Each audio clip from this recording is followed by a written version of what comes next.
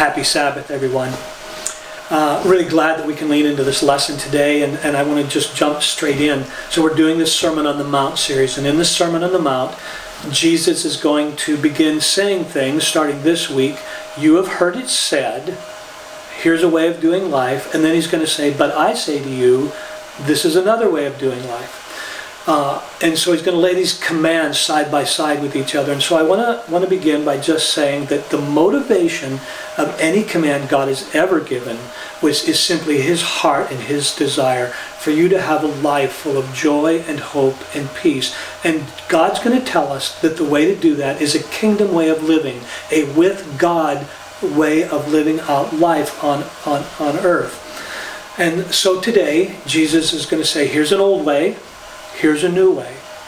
And I'm inviting you into this new way, this Jesus way of living life. So I want to tell you that the only possible way that you and I will ever be able to begin to do these things that Jesus is going to ask of us is if something changes deep in our heart. And so that's an invitation to us to go to God every day and say, Lord, I don't know how to do this. I need you to change my heart. So let's go with the word raka. You've been studying. We've encountered this word raka. So raka was not actually a word. Raka was a sound that went like this. Raka is the sound that's used when you're looking at somebody with contempt, hatred, and anger in your heart, and you spit on them. That's what they did to Jesus when they were taking him to the cross. It says they hit him and they spit on him. They rakaed him by spitting on him. And raka actually means this. Raka is happening when somebody looks at another person and says this, you don't matter to me.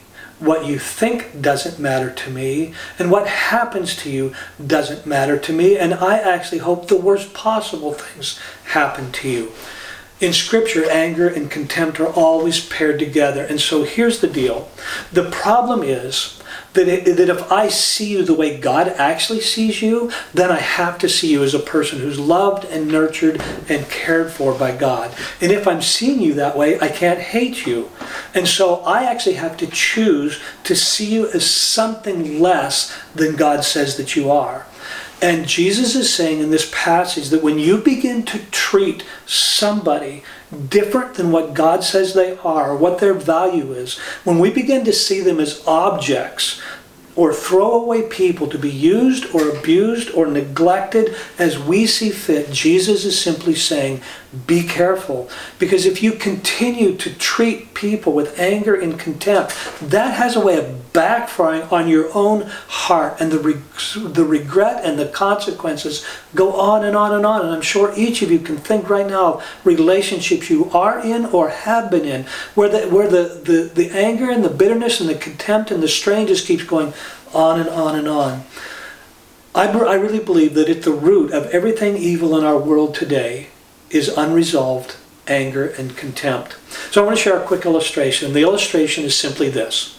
That anger is to your heart when it's attacked what pain is to your hand whenever you put it on a hot stove. So you put your hand on the stove, it feels really hot, and you take it away.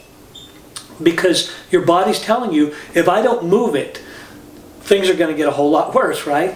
And so that's what anger is supposed to be to our lives. When things happen that cause us anger, that is a signal from our emotions and from God that I need to find a way to resolve that, because if I don't resolve it quickly, it's going to get a lot worse. God never intended for unresolved anger or pain to go on endlessly, because that has destructive power in our life. There's this guy by the name of Dallas Willard that says non-forgiveness is a choice to keep a wound open and festering. So what's the antidote to contempt and anger? Jesus says in the second half of the passage we looked at today that the antidote for contempt and anger is to reconcile our relationships quickly. Here's the deal. Jesus never allows us to separate our worship of God from our treatment and interaction with other people. We always appear before God in connection to the relationships around us. And so when I hurt you, when I nurture bitterness and anger and contempt toward you, I not only hurt you, I hurt myself, and I also damage my relationship with God. That's why God says it matters deeply how you're treating those around you. And He invites you into this process of reconciling quickly with our brothers, our friends, and with our adversaries, because Jesus knows that that's the only way to actually have a blessed, hope-filled life. In the days of Christ, all the religious systems cared about was that you kept the rules.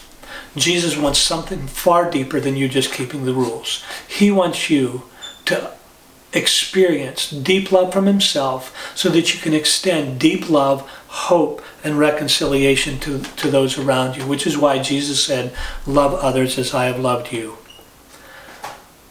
Here's the invitation for today. It really matters to God whether your heart is right with Him.